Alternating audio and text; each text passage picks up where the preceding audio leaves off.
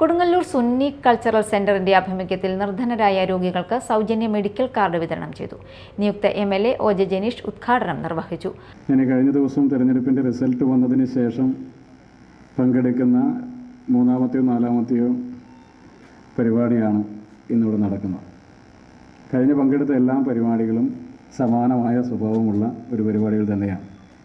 എല്ലാ പരിപാടികളുടെയും പൊതുവായ ഒരു തന്തു എന്ന് പറയുന്നത്, പൊതുവായൊരു കോമൺ എലമെൻ്റ് എന്ന് പറയുന്നത്, അത് മനുഷ്യ സമൂഹത്തിന് സ്നേഹത്തിൻ്റെ ഭാഷയിൽ സംസാരിക്കുന്ന, സ്വാതന്ത്ര്യത്തിൻ്റെ ഭാഷയിൽ സംസാരിക്കുന്ന, ചേർത്ത് പിടിക്കലിൻ്റെ ഭാഗമായ ഒരു രാഷ്ട്രീയം പങ്കുവയ്ക്കുന്ന പരിപാടികളാണ് എന്നുള്ളതാണ്. ഇവിടെ സുന്നി കൾച്ചറൽ സെൻ്ററിൻ്റെ നേതൃത്വത്തിൽ നിരവധിയായ ജീവകാരുണ്യ പ്രവർത്തനങ്ങളും സാമൂഹ്യ സാംസ്കാരിക രംഗത്തെല്ലാം തന്നെ ഒരു പതിറ്റാണ്ട് കാലമായി പ്രവർത്തിച്ചു കൊണ്ടിരിക്കുന്ന ഒരു സംഘടനയാണ്.